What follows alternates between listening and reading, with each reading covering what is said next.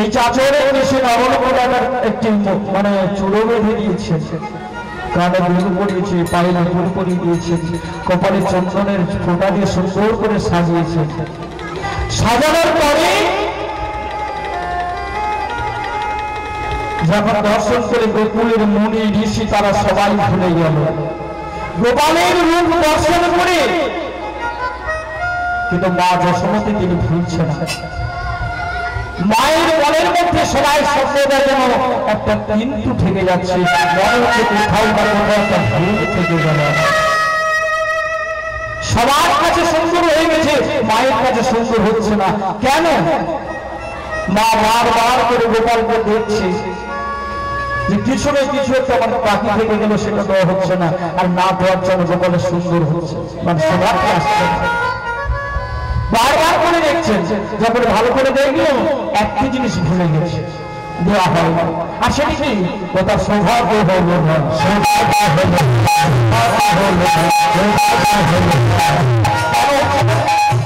সে যে পাখির পাখা নাহি, পাখির পাখা নাহি সৌভাগ্য হল না, পাখির পাখা নাহি সৌভাগ্য হল না, পাখির পাখা নাহি সৌভাগ্য হল না।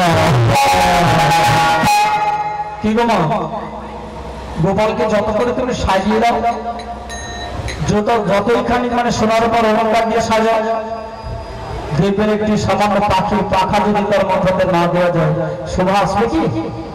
হবে? কোনদিনের জন্য শোভা আসবে। পাখির পাখা, মানে কোন পাখির পাখা দিতে হচ্ছে? ময়ূরের পাখা। আচ্ছা, এই ময়ূর উচ্চটা গোবিন্দের মাথায় কেন থাকলো? একটি পাখির পাখা, সেই পাখাটি গোবিন্দের মাথায় কেন থাকবে? তাহলে মা যশোমতী ওখানে দিয়েছিল না আর কে দিয়েছিল? আর ওই পাখাটি না দিলে যত করে সাজানো কেন কিন্তু শোভাবার হবে না, পাখির পাখাটা কিন্তু দিতে হবে। আর যত মানে দাবি চুড়ে নিয়ে এসে বেঁধে দাও, মা যশোমতী তিনি তো রাজার ঘরে রাজরানী, তাহলে গোপালের মাথায় কি চুড়োটা বেঁধেছিল, দাম কত ছিল? 9 লক্ষ টাকা। হ্যাঁ, 9 লক্ষ টাকা দিয়ে চুড়ে এনে গোপালের মাথায় পড়িয়েছে, কিন্তু সামান্য একটি পাখির পাখা না দেওয়ার জন্য গোপালের সৌভাগ্য হচ্ছে না। তাহলে পাখির পাখাটি মা দিয়েছিল না আর অন্য কেউ দিয়েছিল?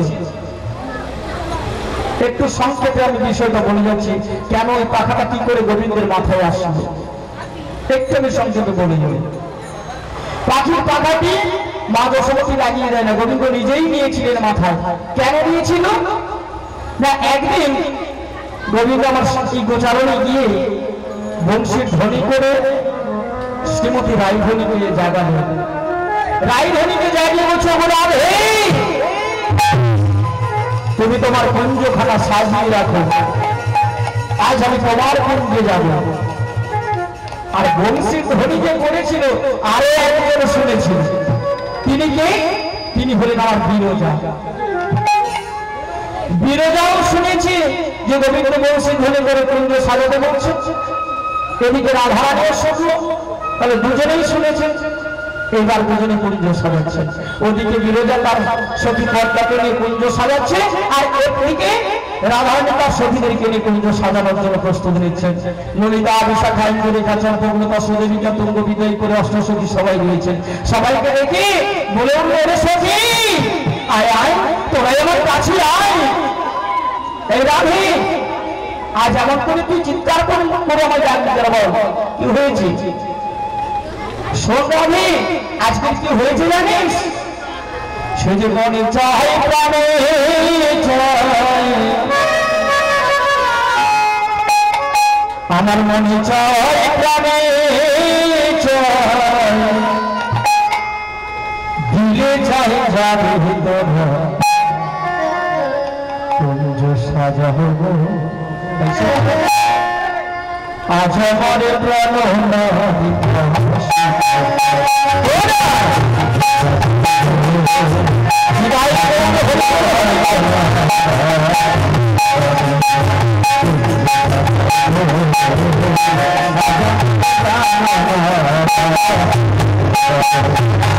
মনে চাহে প্রাণে চায়, মনে চাহে প্রাণে চায়, দিলে চাহে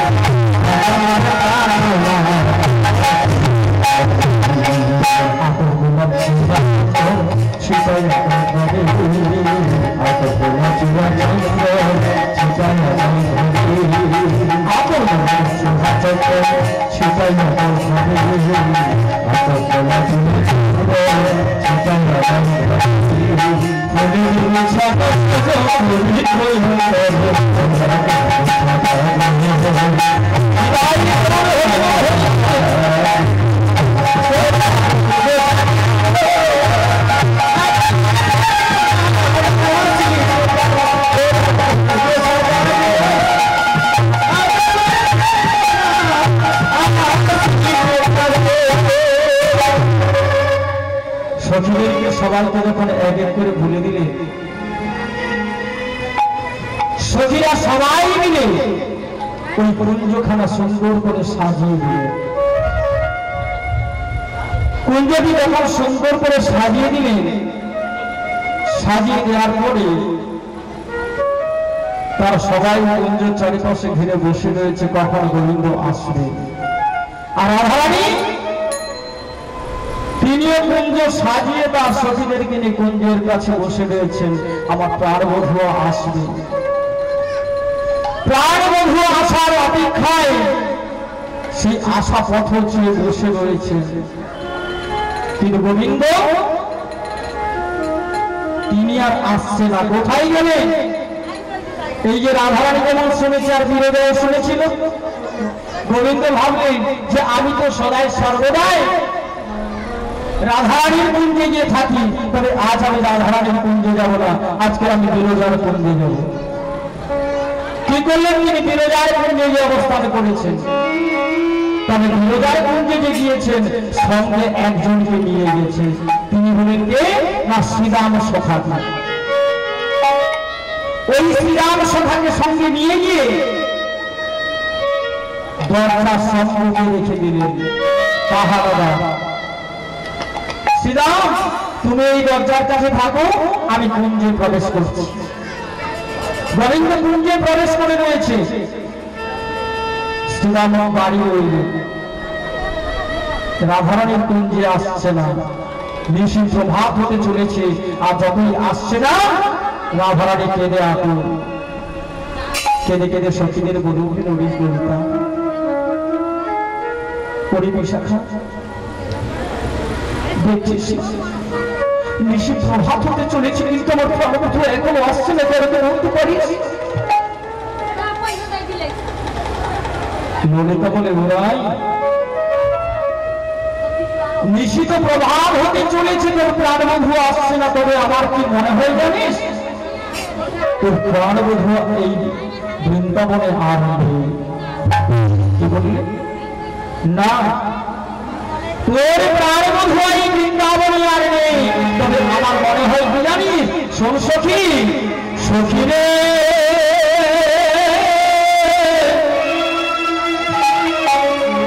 প্রাণ সখী, ওই কৃষ্ণ বুঝি আর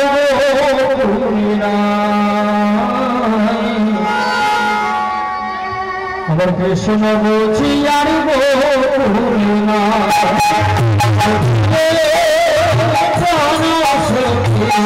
কৃষ্ণ বুঝি আর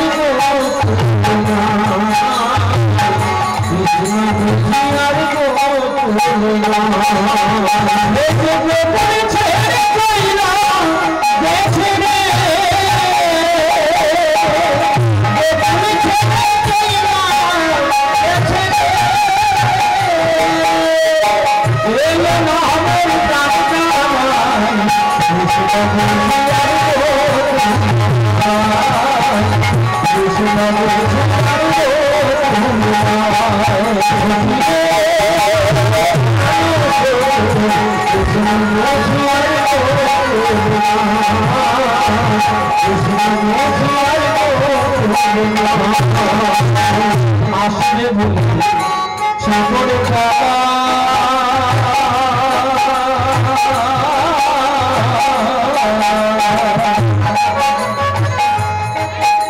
আমি গেছি জীবন ফুলের আসতে জীবন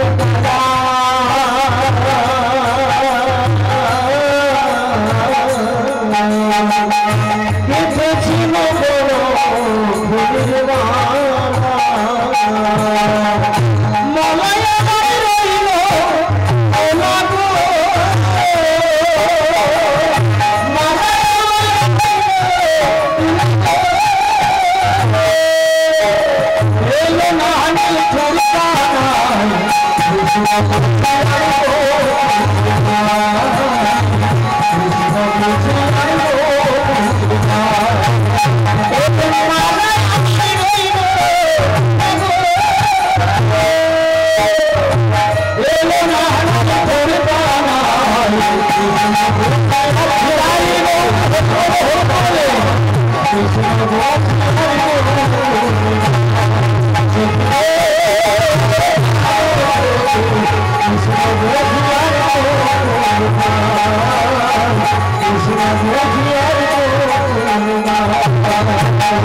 আসলে ভালো শোষে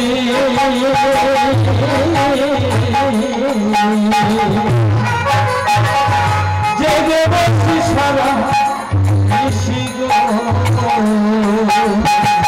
আসলে কালো শোষে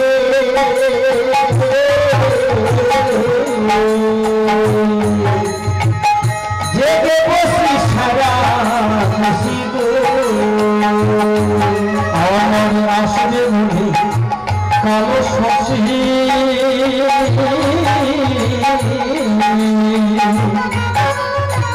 জেগে বসি সারা নিশি গো আসলে মনে কালো শশী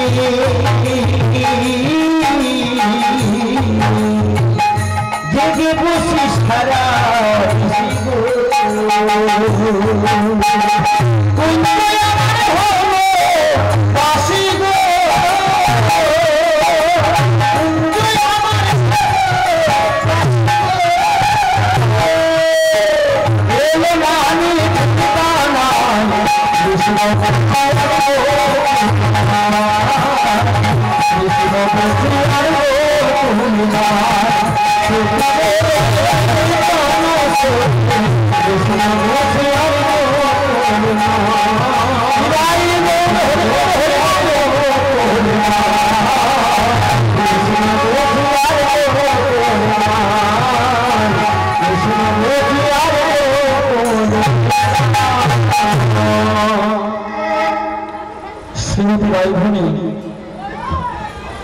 বসে বসে যত কাঁদছে ললিতার সাথে এগিয়ে করে ঘুরে উঠে আর যখনই ললিতা বলে উঠলেন ললিতার কথা শুনে শ্রীমতী রাজধানী আরো আকুল হয়ে যাচ্ছে তখন ললিতা বললেন ওরে রায় শোন তুই না ধ্যান করতে পারিস আচ্ছা একবার কি তুই ধ্যান করে জানতে পারিস না যে তোর কার মূল কোথায় রয়েছে তুই তো একবারই জানতে পারতিস তুই ঠিকই বলেছিস আমি একবার ধ্যান করেই দেখবো যে আমার প্রাণবন্ধুরা কোথায় রয়েছে শ্রীমতী রায়ধনী যখন ধ্যান করে দেখলো যে গোবিন্দ বিরজার যে অবস্থানে করেছে ডান বসে শ্রীরাম সখাকে রেখে বিরজার কুঞ্জে তিনি বিহার করছেন ধ্যান বন্ধ করে বলে উঠলেন ললিতা ললিতা রে তোরা একটু অপেক্ষা কর আমি একটু আসি আরে বলো রায় তুই কোথায় যাবি শোন ললিতা আমি আমার প্রাণবন্ধুরা কোথায় রয়েছে আমি জানতে পেরেছি আমি সেখানেই যাবো আচ্ছা বল তোর প্রাণবন্ধুরা কোথায় কোথায় আছে জানিস আমার প্রাণবন্ধুরা রয়েছে বিরজার কুঞ্জে আমি সেই বিরজার কুঞ্জেই যাবো বেশ, তোর প্রাণপথে যখন বেরোজার কুঞ্জে রয়েছে জানতে পেরেছিস আমি বলে বাধা দেবো না, তুই যা তো প্রভুয়ার কাছে। শ্রীমতী রাধারানী উন্মাদিনী হয়ে ছুটে চলেছেন বেরোজার কুঞ্জে। দ্বাদশ শ্রীরাম রয়েছে, হাতটা ঘিরে দেবে। রাধে, আমি গোবিন্দের আজ্ঞাকারী ক্ষেত্র হয়ে রয়েছি, আমার গোবিন্দের বিনা অনুমতি আমি তোমাকে তো দ্বার ছাড়তে পারি না। শ্রীরাম, আমি বলছি দ্বার ছেড়ে দে। না রাধে, আমি গোবিন্দের বিনা অনুমতিতে তোমাকে আমি দ্বার ছাড়তে পারবো। শ্রীরাম কিছুতেই দ্বার ছাড়ছে না, ঘিরে রেখেছেন। আর রাধারানী বারবার করে শ্রীরামকে সরিয়ে যেতে চাইছে, কিন্তু পারছে না। যখন যেতে না দিল, সেখানে রাধারানী প্রধানিত হয়ে গিয়ে ওরে শ্রীরাম, দ্বার ছাড়বি না? তবে শোন, আমি তোকে অভিশাপ দিচ্ছি, তোকে অসুরের ঘরে নিয়ে জন্ম হতে হবে।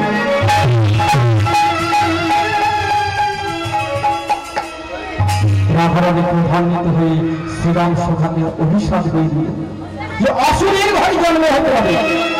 আর সেই শ্রীরাম হয়েছিল কে না শঙ্খচূড়। অভিশাপ দিয়ে যখন অভিশাপ দিয়ে দিয়েছেন, শ্রীরাম কেঁদে কেঁদে বললেন, রাধে,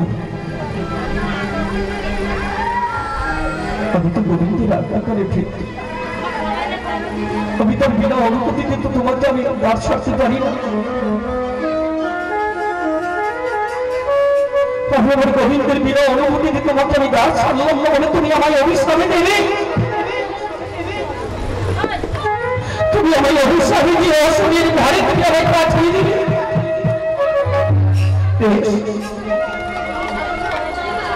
তুমি অভিশাপ ভাবি আমার মস্তকে নিলাম,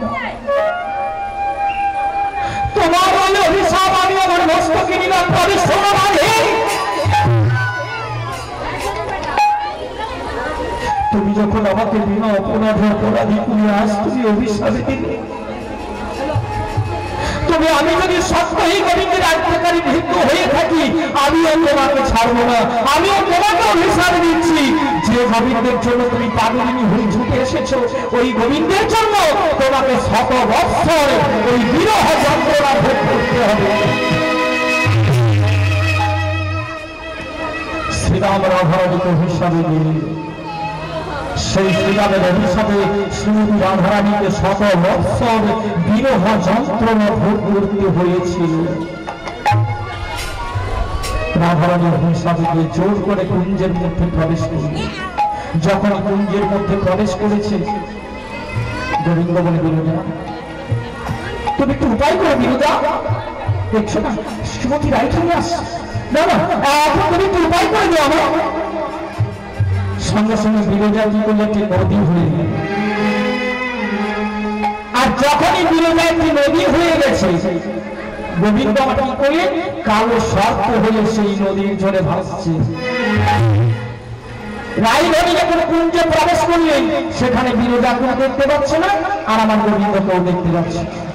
বাহ, এখানেই তো ছিল, গেল কোথায়? না না, কাউকে তো দেখতে পাচ্ছে না। তবে না, আমি একবার ধ্যান করে দেখি ওরা কোথায় গেল, আমাকে দেখতে হবে। শ্রীমতী রাইধনী আবার ধ্যান করতে শুরু করে। যখন ধ্যানের পরে জানতে পারলো যে গোবিন্দ বিরোজাকে একটি নদী করে দিয়ে গোবিন্দ কালো সর্প হয়ে তার বচ্চ ভাসছে,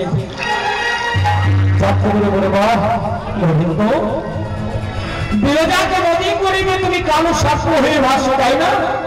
বেশ, তুমি কত ছলনা করতে পারো, আমিও তোমাকে দিচ্ছি। শ্রীমতী রাইধনীকে ধ্যান করে জানার পরে সঙ্গে সঙ্গে তার একটি নববেশ ধারণ করে দিবে। নববেশটি কি? নববেশটি হলো ওই ময়ূরী বেশ। ময়ূর বেশটি ধারণ করলেন শ্রীমতী রাধারানী। আচ্ছা মা, এই ময়ূরের আহার্য বস্তু কি বলতে পারবেন? ময়ূরের আহার্য বস্তু সর্প, তাই না? আর গোবিন্দ কালো সর্প হয়ে ভেসে রয়েছে বিরজা নদীর জলে। আষ্টপতি রায়ধনী নববেশ মানে ময়ূরী বেশ ধারণ করেছে, ধারণ করে বারবার করে ছো মারতে যাচ্ছে, ছো মেরে গোবিন্দকে ধরতে যাচ্ছে। আর গোবিন্দ যত ছো মারতে যাচ্ছে সেই বিরজা নদীর ঝড়ের মধ্যে ডুবছে, আবার উঠছে। আচ্ছা বাবা, এরকম করে কত সময় থাকা যাবে? কি মা থাকা যাবে? বেশি সময় থাকা যাবে? বেশি সময় থাকা যাচ্ছে না, পারছে না। যখন থাকতে না পারলো তখন গোবিন্দ বলে, শোনো বিরজা, আমি যে আর পারছি না, তুমি আরেকটি উপায় করো। আরেকটি উপায় করে দিচ্ছি। উপায়টি কেমন করলে? না, বিরজা বলে একটি দ্বীপ হয়ে গেছে। যখনই বিরজা একটি দ্বীপ হয়ে গেল, সঙ্গে সঙ্গে গোবিন্দ একটি কালো মেঘ হয়ে দাঁড়িয়েছে। বিরজা দ্বীপ হয়ে গেল, গোবিন্দ কালো মেঘ হয়ে দাঁড়িয়ে রইল। শ্রীমতী রাধারানী বলেন, বাবা এখানেই ওরা দুজনে ছিল, আবার দেখতে পাচ্ছি না কেন? আবার কোন ছলনা আশ্রয় নিয়েছে, আবার একবার দেখি। আবার ধ্যান করে যখন দেখলে বিরজাকে দ্বীপ করে দিয়ে গোবিন্দ কালো মেঘ হয়ে দাঁড়িয়েছে, আর তোমাকে ছাড়া যাবে না, কালো মেঘ হয়ে দাঁড়িয়েছে। কি বাবা, ময়ূর ময়ূরীদের এদের কি কোনোদিন সঙ্গম হয়? এদের কোনোদিন সঙ্গম হয় না। যখন কালো মেঘ উৎপন্ন হয়ে থাকে, সেই কালো মেঘের কোলে ময়ূর ময়ূরী তারা দুজনেই নৃত্য করতে থাকে। আর নৃত্য করতে করতে যখন তাদের ব্রহ্মবস্তু স্খলিত হয়ে যায়, সেই ব্রহ্মবস্তু তারা কুড়িয়ে সেবা করে নেয়, তাদের আর যেই না গোবিন্দ কালো মেঘ হয়ে দাঁড়িয়েছেন, সঙ্গে সঙ্গে শ্রীমতী রায়ধনী যে ময়ূরী বেশ ধারণ করেছিল, নৃত্য করতে শুরু করে দিলেন। আর নৃত্য করতে যখন শুরু করেছে, নৃত্য করতে করতে রাধারানীর ব্রহ্মবস্তুটা স্খলিত হয়ে গেল। যখন ব্রহ্মবস্তু স্খলিত হয়ে গেল, তখন সঙ্গে সঙ্গে গোবিন্দ তার নিজের ধারণ করে রাধারানীর সেই ব্রহ্মবস্তু তার হাতের মধ্যে ধরে নিলেন। হাতটা হস্তের মধ্যে ধারণ করে নিয়ে বলল, ও রাধে, তুমি কি করলে? তুমি আমাকে ধরতে এসে আমার ধরতে না পেরে তুমি এমন একটি অপকর্ম করে ফেললে। বল, তুমি তো প্রকৃত ময়ূরী নয় যে তোমার এই বস্তুকে তুমি ঘুরিয়ে সেবা করে নেবে। বলে, এখন তোমার এই বস্তু কি করবে? ওই বিরজা নদীর জলে তুমি তো ফেলতে পারবে না, কারণ সে তো একজন মা। এই মাটিকেও তুমি ফেলতে পারবে না, কারণ এও একজন মা। বলো তুমি কি করবে এই বস্তু? সঙ্গে সঙ্গে গোবিন্দ বলে, শোনো, আমি জানি তুমি ঘুরিয়ে সেবা করতে পারবে না, তবে তুমি আমাকে ধরতে এসে তোমার যে একটি নবরূপ ধারণ করেছো, ওই নবরূপের পুচ্ছ একখানা তুমি আমাকে দাও। শ্রীমতী রায়ধনী যে নবরূপ মানে ময়ূরী বেশ ধারণ করেছিল, সেই ময়ূরীর পুচ্ছ একখানা গোবিন্দের হাতে দিয়ে দিলেন। যখন গোবিন্দের হাতে দিয়ে দিয়েছেন, গোবিন্দ রাধারানীর সেই ব্রহ্মবস্তুকে ওই ময়ূর পুচ্ছটির মাঝখানে রেখে দিলেন। মাঝখানে রেখে দিয়ে আজ সপ্ত সাগরে বিস্তৃত যখন হাতে করিল, আর সেই পুচ্ছ গোবিন্দ হয়ে আমার মস্তকে নিয়ে সেই পুচ্ছ গোবিন্দ মস্তকে আনিল, সেই পুচ্ছ গোবিন্দ মস্তকে আনিল, সেই পুচ্ছ গোবিন্দ মস্তকে আনিল। রাধারানীর সেই ব্রহ্মবস্তু ওই ময়ূর পুচ্ছটির মাঝখানে রেখে দিয়ে সপ্ত সাগর বেষ্টিত করলেন। কি বল, ময়ূর পুচ্ছের কটি রঙ দেখা যায়? 7টি রঙ আছে না? 7টি রঙ হয় 7টি সমুদ্র। আর মাঝখানে যে কালো অংশটি রয়েছে, সেটি হল শ্রীমতী রাধারানীর ব্রহ্মবস্তু। গোবিন্দ মাথায় ধারণ করে রাখলেন। যখন মস্তকে ধারণ করে নিয়েছেন, সঙ্গে সঙ্গে শ্রীমতী রাধারানী হাপ্রাণ গোবিন্দ বলে আজ গোবিন্দের চরণে লুণ্ঠিত হলেন। যখনই গোবিন্দের চরণে লুণ্ঠিত হয়েছে, সেই গোবিন্দের চরণের রক্তবিন্দু গোবিন্দের চরণের রক্তবিন্দু শ্রীমতী রাধারানীর মস্তকে লাগলেন। যখন রাধারানীর মস্তকে সেই গোবিন্দের চরণের রক্তবিন্দুটা লাগলো, আর সেই হইতে মায়েদের সিঁদুরের জগমে হইল।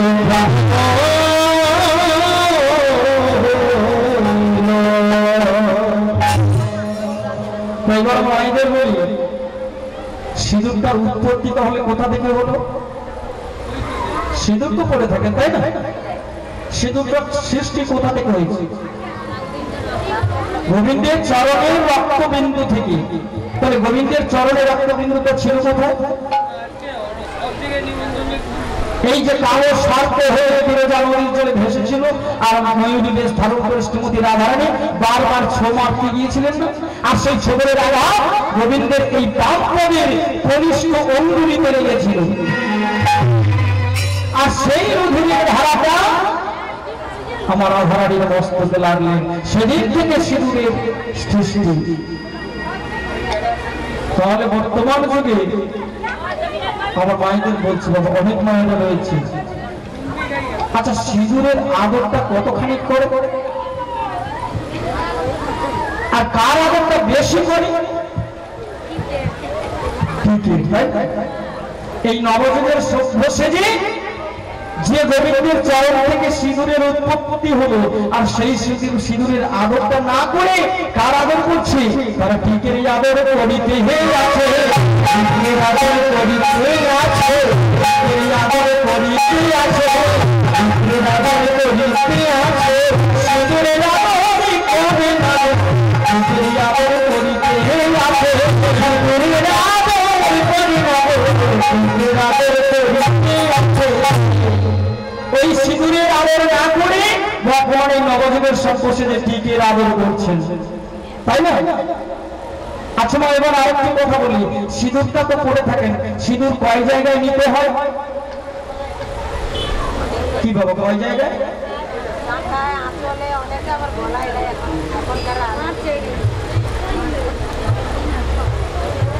আচ্ছা অনেকে অনেক জায়গায় নিয়ে থাকে, কিন্তু আমাদের শাস্ত্র হিসাবে যেটা আমরা পেয়েছি সেই হিসাবে কথা বলছি, সিঁদুরটা নিতে হয় 3 জায়গায়। 3 জায়গায়। আর 3 জায়গায় সিঁদুরটা কি একজন দিয়েছিল না 3 জনে দিয়েছিল? একজনই দিয়েছিল। এটাই বলবে আমি জানি, স্বামী তো একজন, তবে একজন ছাড়া কি 3 জন হতে পারে? কিন্তু না, 3 জায়গায় সিঁদুর কিন্তু 3 জন লাগিয়েছে। যদি বলেন কি করে, আমি দেখিয়ে দিচ্ছি। একটি মেয়েকে যখন বিবাহ বাসরে বের করানো হয় বিবাহের সময়, তাই না, সুন্দর করে সাজিয়ে যখন নিয়ে যাচ্ছে বিবাহ বাসরে, কপালে একটা বড় করে সিঁদুরের টিকা দিতে হয়, কিংবা হয় না? আচ্ছা ওই যে কপালে একটু বড় করে সিঁদুরের টিকাটা লাগালো, ওই টিকাটা কোথা থেকে লাগলো? কে লাগালো? বাবার বাড়ি থেকে লাগিয়ে দিল। তাহলে বাবার বাড়ি থেকে ধরুন সেখানে যারা সাজাচ্ছেন তারা লাগিয়ে দিল, বলে কপালে একটা সিঁদুরের টিকা বড় করে দিয়ে দিয়েছে সাজানোর জন্য। কোথা থেকে দিল? বাবার বাড়ি থেকে। তাহলে বাবার বাড়ি থেকে সিঁদুরের টিকাটা লাগিয়ে দিলেন কপাল, লাগিয়ে বিবাহ বাসরে বের করিয়ে দিলেন। আর বিবাহ বাসরে স্মৃতিতে সিঁদুরটা কে দিচ্ছে? স্বামী। তাহলে বিবাহ বাসরে স্বামী দিয়ে দিল, তাহলে 2 জায়গায় 2 জন হয়ে গেল, তাই না? আর নিতে হয় কোথায়? শঙ্খ বলে, মানে শাখাতেই নিতে হবে। কেন? সেটা কাকে নিতে হচ্ছে? নিজেকেই লাগাতে হচ্ছে। আমি নিজেই ওই জায়গায় লাগাবো কেন? শঙ্খ বলে সিঁদুরের লাগানোর কারণটা হচ্ছে স্বামীর মঙ্গল কামনা করা, স্বামীর পরমায়ু বৃদ্ধি কামনা করা, শাখাতে নিতে হচ্ছে। তাহলে 3 জায়গায় 3 জন লাগালো। বাবার বাড়ি থেকে লাগিয়ে দিলেন কপালে, বিবাহ বাসরে লাগালেন স্বামী, আর শঙ্খ বলে নিতে হচ্ছে নিজেকে। এই 3 জায়গায় 3 জন সিঁদুরটা লাগালেন। তবে এটা আমরা শাস্ত্র থেকে পেয়েছি। এর বাইরে অনেকে অনেকভাবে লাগিয়ে থাকে, তবে সেগুলো নিজেদের মানে কি বলা যেতে পারে ইচ্ছার সাথে নিতে পারে, সেটা না বলবো না। আর সিঁদুরটা যদি না পড়া হয় তাহলে বাবা স্বামীর কি মঙ্গল কামনা করা যাবে? কিবা যাবে? স্বামীর পরমায়ু বৃদ্ধি কামনা করে যাবে? যাবে।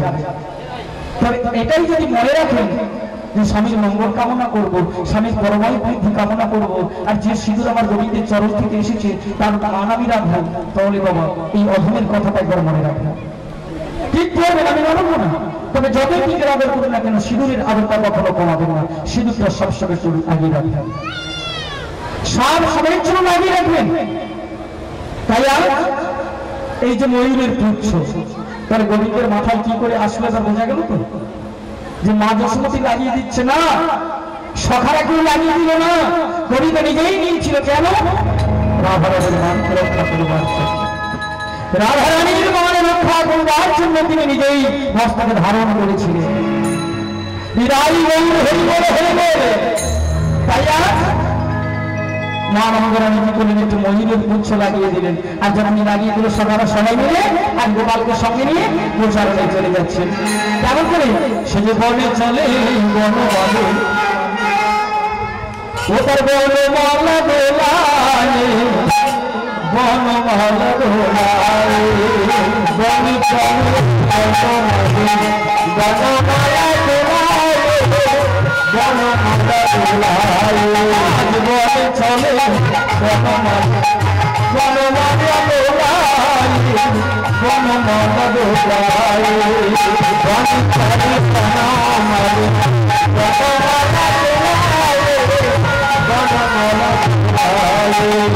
সখাগণ সঙ্গে করি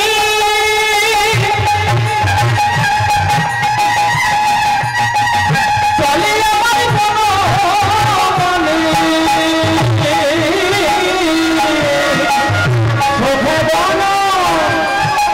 সঙ্গে করি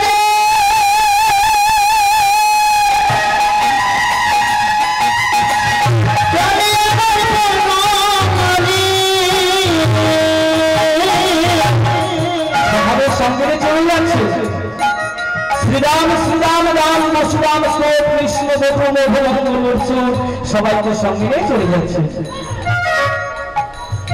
সে যে সখাগণ সঙ্গে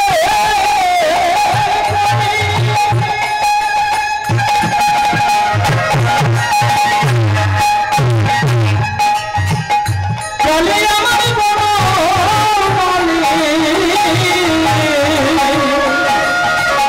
সখাগণ সঙ্গে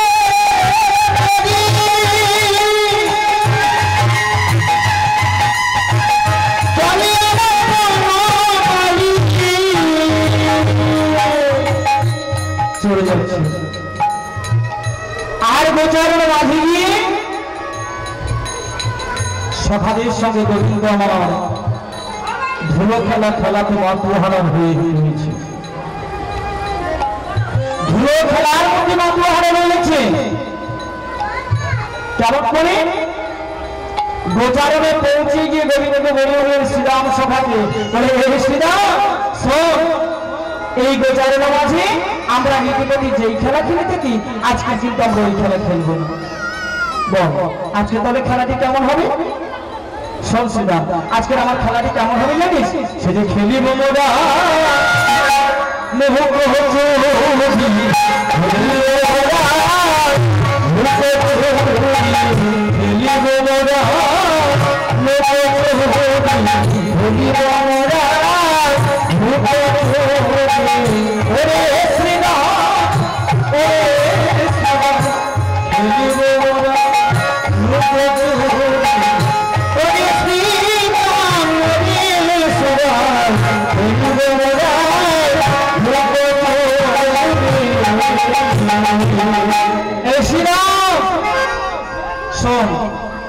আমরা সবাই এই বড় মাছের নৌকোচুরি খেলা খেলব।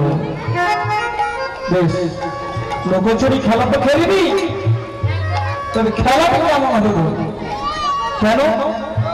আমি লুকিয়ে যাবো, তোরা আমার খুঁজে দিবি, আর তোরা যখন লুকিয়ে যাবি আমি তখন তোদের খুঁজে দেবি। বেশ তাই হবে। গোবিন্দ লুকিয়ে যাচ্ছে, সকারা খুঁজে দিচ্ছেন, সকারা লুকিয়ে যাচ্ছেন, গোবিন্দ খুঁজে দিচ্ছেন, এমনি করে তাদের খেলা হচ্ছে।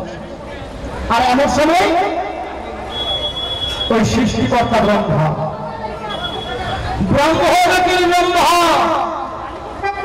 চতুর্মুখ ব্রহ্মা জানতে পারল যে শ্রী বৃন্দাবনে এসেছেন আমার গোবিন্দ। আর গোবিন্দকে দর্শন করবার জন্য ব্রহ্মলোক থেকে তিনি আসলেন শ্রী বৃন্দাবন। আর বৃন্দাবনে এসে ব্রহ্মা কি দেখছে না? গোবিন্দ সখাদের সঙ্গে খেলা করছে, ধুলো খেলা খেলছে, গরু চড়াচ্ছে, সখাদের না ভেঙে বেড়াচ্ছেন। ব্রহ্মা এসে দর্শন করে ভাবলেন এই কেমন ভগবান? ভগবান যদি হবে সখাদের কাহিনী কেন বেড়াবে? ভগবান যদি হবে কেন গরু চড়াবে? ভগবান যদি হবে কেন ঘোড়া খেলা করবে? না, আমি একবার পরীক্ষা করে দেখবো দেখছি কেমন ভগবান। আজকে ব্রহ্মা কেমন করে পরীক্ষা করছে না, ব্রহ্মা পরীক্ষা করছে যখন সফরা লুকিয়ে গেছে, গোবিন্দ এক এক করে সবাইকে খুঁজে দিলেন। আর খুঁজে দেওয়ার পরে শেষে যখন গোবিন্দ লুকিয়ে গেছে, সেই সুযোগে আমার ব্রহ্মা কি করলো না, এক এক করে তার নবলক্ষ ধেনুকে হরণ করে নিল। এক এক করে তার সখাদেরকে হরণ করে নিলেন। সখাদের হরণ করে নিয়ে ব্রহ্মা ভাবলেন যে আমি রাখবো কোথায়, নিয়ে গিয়ে একটি গুহার মধ্যে রেখে দিলেন। একটি গুহার মধ্যে রেখে দিয়ে সম্মুখে একটি পাথরকে চাপা দিয়ে দিলেন। সম্মুখে একটি পাথর চাপা দিয়ে ব্রহ্মা রয়েছে। এদিকে অন্তর্যামী ভগবান তিনি চন্দ্রমগজ ব্রহ্মা এসেছে শ্রী বৃন্দাবনে আমাকে পরীক্ষা করবার জন্য। আর আমার পরীক্ষা করতে এসে আমার নবলক্ষ ধেনুকে হরণ করেছে, আমার সখাদের হরণ করেছে। ব্রহ্মা মিছেই এসেছে এই বৃন্দাবনে তুমি আমায় পরীক্ষা করতে, আমাকে পরীক্ষা করতে এসে তুমি আমার নবলক্ষ ধেনুকে হরণ করেছে, আমার সখাদের তুমি হরণ করেছে। বেশ, তবে তুমি দেখো আমি কি। গোবিন্দ কি করলেন, আরেকজন ব্রহ্মাকে সৃষ্টি করে ব্রহ্মলোকে পাঠিয়ে দিলেন। আর গিয়ে তিনি কি করেছে, সিংহাসনে বসে রয়েছে। ভাবলেন এবার আমার সখাদেরকে সৃজন করতে হবে, আমার এই নবলক্ষ ধেনুকে সৃজন করতে হবে। কেন, আমি যখন গোচারণে আসি এক এক করে আমি সবাইকে সঙ্গে নিয়ে এসেছি, কিন্তু এই গোচারণ লীলাকে সমাপন করে আমি যখন ফিরে যাব, ওই শ্রীরামের মা দরজার সম্মুখে দাঁড়িয়ে থাকলে কখন আমার শ্রীরাম ফিরে আসে, সুবলের মা দরজার সম্মুখে দাঁড়িয়ে বলবে কখন আমার সুবল ফিরে আসে। কিন্তু আমি তাদের কি বলবো? তাই গোবিন্দ কি করলেন, এক এক করে তার নবলক্ষ ধেনুকে সৃজন করলেন, সখাদেরকে সৃজন করলেন। সৃজন করে তারা ঘরে ফিরে যাবে। কেন না, বৃন্দাবনে অনেকেরই বাসনা ছিল যে গোপাল যদি আমার ছেলে হতো, গোপাল যদি আমার মা বলে ডাকতো। আর সেই মনোবাসনা গুলো পূর্ণ করবার জন্য আর সব কৃষ্ণ হয়ে তারা ঘরে ফিরে যাচ্ছে, সব কৃষ্ণ হয়ে তারা ঘরে ফিরে যাচ্ছে।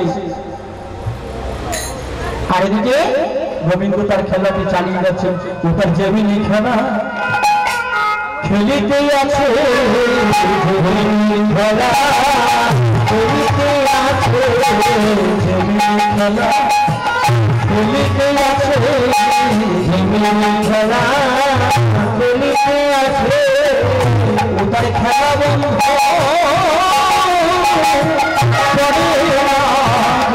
ওটার জমিনি খেলা খেলিতে আছে, খেলা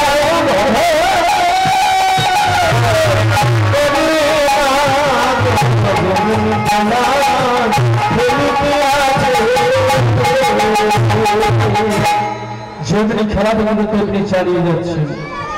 ব্রহ্মদেব সত্যই তো, আমি আগে করে নবলক্ষ ধেনুকে হরণ করেছি, আমি সমাজের হরণ করেছি, কিন্তু তবু যে দেখছি খেলা তার গল্প করছে না। না, আমাকে ফিরে যেতে হবে ব্রহ্মলোকে। ব্রহ্মলোকে যখন ব্রহ্মা ফিরে গেলে দেখতে গেলে সেখানে একজন গাড়ি রয়েছে। যখন রাত ছাড়ার কথা বলে গাড়ি বলে না, তোমরা তো চিনতে পারলাম না, তুমি কি আমরা চিনতে পারছো না? আমি হলাম এখানে করে ব্রহ্মা, সেদিন আমাদের ব্রহ্মা সিংহাসনে আমি করে বসে আছি। তবে তুমি আমার কোন ব্রহ্মা হইলে, তবে আমি একটু জিজ্ঞাসা করে এসে তোমাকে দ্বার ছাড়বে কিনা। জিজ্ঞাসা করে আসলেন, এসে যখন দ্বারটা ছেড়ে দিল, ব্রহ্মা প্রথম দ্বার পার হয়ে দেখছে চতুর্মুখ ব্রহ্মা, দ্বিতীয় দ্বার পার হয়ে দেখল অষ্টমুখ ব্রহ্মা, তৃতীয় দ্বার পার হয়ে দেখছে কি সেটি ব্রহ্মময়ী জগৎ দেখো, ব্রহ্মময়ী জগৎ দেখো, ব্রহ্মময়ী জগৎ দেখো, ব্রহ্মময়ী জগৎ দেখো। যেদিকেই লাগাচ্ছে সেদিকেই ব্রহ্মাকে দেখতে পাচ্ছেন। দর্শন করে ব্রহ্মা সেই ব্রহ্মলোক থেকে ফিরে আসলো আবার সেই শ্রী বৃন্দাবনে ফিরে এসে গোবিন্দের চরণ যুগল দড়ি জড়িয়ে ধরে বলছেন, প্রভু আমি বড় অপরাধ করেছি প্রভু, আমি তোমাকে পরীক্ষা করতে আমি তোমার চরণে চরণে অপরাধ করেছি প্রভু, তুমি আমায় ক্ষমা করো। আমি তোমায় চিনতে না পেরে আমি তোমার চরণে অপরাধ করেছি। তুমি এসেছিলে বৃন্দাবনে আমাকে পরীক্ষা করানোর জন্য, আর আমাকে পরীক্ষা করতে তুমি আমার নবলক্ষ ধেনুকে হরণ করলে, তুমি আমার সহারের হরণ করলে। তবে শোনো ব্রহ্মা, তুমি আমাকে পরীক্ষা করতে এসে আমায় পরীক্ষা করতে গিয়ে তুমি যখন এই আমার নবলক্ষ ধেনুকে হরণ করেছো, আমার সহারের হরণ করেছো, তার মানে যে কর্ম তুমি করেছো এই কর্ম হলো একমাত্র জবনী। আর এই জবনের কর্ম করার জন্য আমি তোমাকে অভিশাপ দিচ্ছি, তোমাকে জবনের ঘরে গিয়ে জন্ম নিতে হবে। অভিশাপ ব্রহ্মাকে দেওয়া হয়েছে। ব্রহ্মাকে দেখে দেখো আমি তোমার সাথে যখন অপরাধ করেছি, আমি ছোট ভাই চিনতে পারি না, তাহলে তোমার জন্য অপরাধ করে ফেলে কিন্তু আমার ক্ষমা করো। আমি জগতের ঘরে যাব, তবে একটু সুযোগ করে দিতে পারো না প্রভু? ব্রহ্মা, একটু নয় আমি সুযোগ করে দিতে পারি, তবে জন্মটা তোমার জগনের ঘরে হবে না, জন্ম হবে তোমার ব্রাহ্মণের ঘরে। আর জন্ম মাত্রে তোমাকে প্রতিপালন হতে হবে ওই জগনের ঘরে।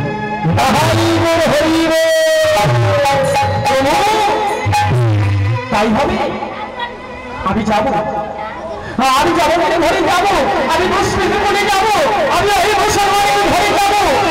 তবে আমার জন্মটা যথাযথ হোক না কেন, আমার কর্ম যেন ভালো হয়ে গেছে। কারণ মানুষের আসল পরিচয় হয় তার কর্মে। তাই জন্মটা আমার যেখানে সেখানে হয়ে থাকার কর্ম যেন ভালো হয়। আর কি জানো প্রভু, আমার জন্মটা যথাযথ হোক, কিন্তু প্রভু আমি তোমার না দেখে যেন ভুলি না। প্রভু আমি যেন তোমার আমাকে ভুলে না থাকি প্রভু। বেশ, তাই ভাবে ব্রহ্মা, আমি তোমায় কৃপা করলাম, তুমি আমার নামকে কখনো ভুলবে না। সেই সৃষ্টিকর্তা ব্রহ্মা, ব্রহ্মলোকের ব্রহ্মা, চতুর্মুখ ব্রহ্মা এলেন এই কলিযুগে। দাপর যুগ শেষ হয়ে গেল, এলো কলিযুগ। এটা কলিযুগ চলছে তো, তাই না? এটা তো কলিযুগ, দাপর শেষ হয়ে যায়। এই কলিযুগে সেই সৃষ্টিকর্তা ব্রহ্মা আসলেন কোথায়? না, সেই সৃষ্টিকর্তা ব্রহ্মা আমাদের খুব কাছাকাছি এসেছে। শ্রীধাম নবদ্বীপের অন্তরে গত